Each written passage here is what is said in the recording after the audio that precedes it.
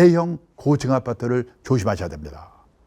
부부만 남았거나 사별하고 혼자 되면 어디서 사는가? 시내에서요. 시내에서 18평에서 20평짜리 병원 가까운 곳, 나이 들면요 병원이 가까워야 돼요. 이게 환갑 나이 들면요 애들이 다 결혼해서 나가거든요. 나간 애들이 다시 돌아와 가지고 같이 살 가능성이 있다 없다? 캥거루 빼고는 없어요. 몇 년 전에 서울시에서 65세 이상 된 부부들에게 물어봤습니다. 두 분 중에 한 분이 돌아가시고 혼자 되시면 다시 자녀들하고 같이 살겠습니까? 같이 살겠다는 대답은 20%밖에 안 돼요. 50%는 자식들하고 멀지 않은 데서 혼자 살겠다. 30%는 실버타운 같은 노인 전용시설로 가겠다. 80%가 자식들이 안 살아주는 게 아니고 본인들이 불편해서 혼자 살겠다는 거예요. 그러면 애들하고 살다가 애들 다 나가 둘만 남어. 그 중에 한 사람이 아파. 그걸 부부 간병기라고 그래요. 한 사람 떠나 혼자 남어. 그 사람도 아파 떠나. 한 30년 사이에 그런 일이 생기거든요. 그 과정별로 나는 어디서 누구와 어떻게 살 건가 잘 생각해 보셔야 돼요. 우리나라는요 100살 이상 된 분들을 백세인이라고 한다고 그랬죠. 우리나라에 백세인이 몇 분이나 계신다고요? 재작년에 통계를 보니까 18,500명이 계시대요. 그 백세인들은 어디 살고 계실까요? 옛날에 백세인들은 시골에 경치 좋고 공기 좋은 진안 장수 이런 데 사셨거든요. 지금 백세인의 절반은 요양병원에 계시거든요. 안 갈 것 같죠? 저는 이미 각오하고 미리미리 보고 있습니다. 그런데 우리나라 사모님들은 반대예요. 오히려 딸이 시집갈 때쯤 되면 큰 집 우리 사가려고 그래요. 그럼 사돈 내 폼도 나고. 옛날에는 재테크가 됐죠.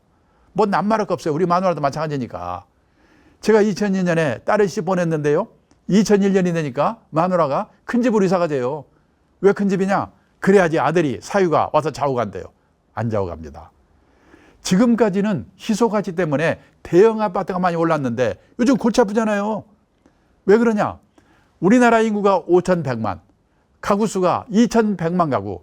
그 중에서요 혼자만 사는 가구, 둘만 사는 가구를 합친 비율이요 1980년도만 해도 15%밖에 안 됐거든요.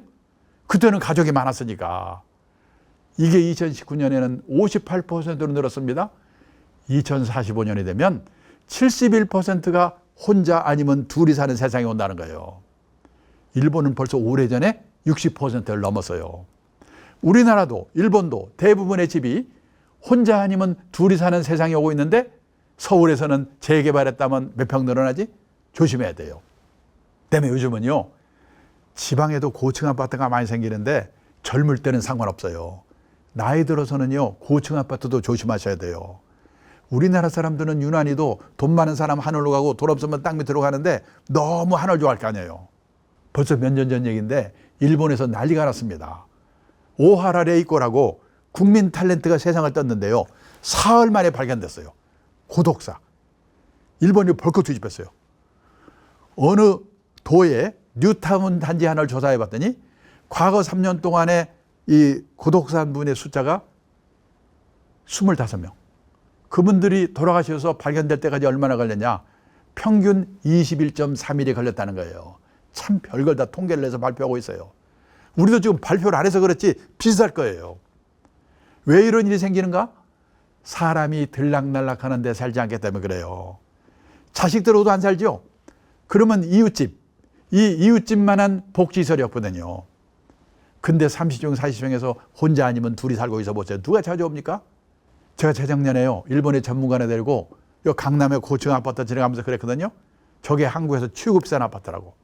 이 친구 이렇게 보더니 야, 10몇 년 지나면 한국도 초고령 사회 될 텐데 그때 가면 저 아파트 어떻게 될까? 그러고 가더라니까요. 얼마 전에는요. 빅데이터를 통해서 본 일본 부동산 시장의 전망 이런 자료를 읽었는데 거기 이런 말이 나와요. 일본의 노후화된 아파트들이 재건축을 못해가지고 슬럼화돼 가고 있다는 거예요. 아파트를 뭐라고 부르냐면 구분소유주택이라고 부르는데 구분소유주택을 재건축하려면 주민의 80%가 찬성을 해야 된대요. 근데 노인들이 귀찮아. 그리고요 재건축에 성공하기 위해서는 두 가지 조건이 충족돼야 돼요. 첫째, 위치가 좋아야 돼. 둘째, 저층해야 돼. 고층으로 만들면서 비용을 떼야 되니까. 근데 위치가 별볼 일 없거나 이미 고층이 됐으면 안 되는 거예요, 지금. 그래서요, 재건축을 못 해가지고 수로만 돼가고 있어요. 그나마라도 재건축에 성공한 아파트가 있긴 있어요. 어떤 아파트가 성공했을까요? 성공한 아파트의 80%가 지진 나서 무너진대.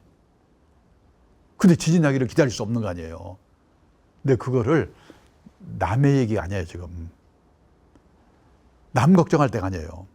일본은요, 아파트의 슬로마가 문제라고는 하지만은 일본 전체 주택수의 아파트, 그것도 6층 이상의 아파트의 비율이 10%밖에 안 돼요. 지방도시 가면요, 아파트 없어요. 근데 우리는 지금 지방에도 벌판에 아파트 있는 거 보면은, 야, 이거 보통 문제가 아니구나. 우리나라의 아파트 비율이 얼마인 줄 아십니까? 얼마 전에요, 매일경제를 봤더니 우리나라 전체 주택수의 아파트의 비율이 60%래요.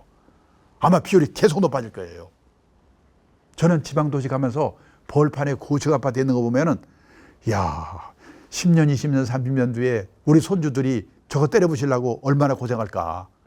부부만 남았거나 사별하고 혼자 되면 어디서 사는가? 시내에서요. 시내에서 18평에서 20평짜리 병원 가까운 곳, 나이 들면요, 병원이 가까워야 돼요.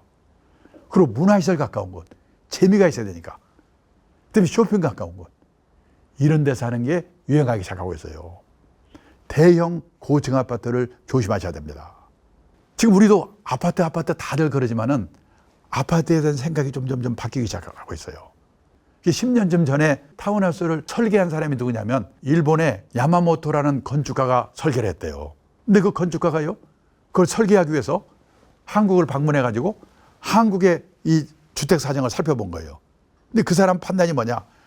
원래 한국의 전통 가옥도 외부에 개방된 부분과 사생활을 지키는 부분으로 나뉘어 있었다. 그런데 그런 주택이 사라지고 모두 밀실 같은 주택이 됐다. 고령화 시대, 1인 가구 시대에 그런 밀실 같은 주택은 더는 바람직하지 않다. 그래서 이분이 고령화 시대, 1인 가구 시대에 맞게 그 개방형으로 쳐버린 거예요. 모든 주택의 현관 사방을 그냥 유리로 설계해 버렸어요. 가지고 처음에는 입주가 안 돼가지고 그냥 미달이 됐대요. 그런데 입주한 사람이 들어와서 살고 보니까 이 고령화 시대, 1인 가구 시대에 이웃과 함께하는 삶이 너무나 행복하더라 이거죠. 그래서 그 야마모토라는 설계사를요, 10년 지나서 불러가지고 당신 그때 잘 지었다고 파티를 했다고 하더라고요. 그러니까 지금 우리는요, 모든 사람이 전부 아파트로 못 가가지고 난리거든요. 노후 대비 측면에서 말씀드리는 겁니다. 금년 내년 얘기가 아니에요. 그때 가면 어떻게 될 건가, 이런 생각을 할 필요가 있다는 겁니다. 금년 내년에 우리나라에서 무슨 일이 생길지 저도 잘 모르겠어요. 다들 지금 제정신이 아니니까 함부로요, 사세요 파세요 이 말했다가 큰일 납니다.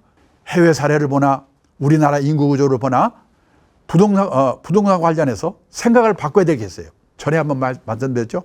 일본은 빚이 없어요. 부동산 떨어지더라도 그냥 살다 죽으면 되는 거예요. 우리나라는 가계부채가 이렇게 많거든요. 만약에 부동산 가격이 하락, 일본과 같은 현상이 나타난다면 우리나라의 하우스 푸어가 얼마나 많겠는가.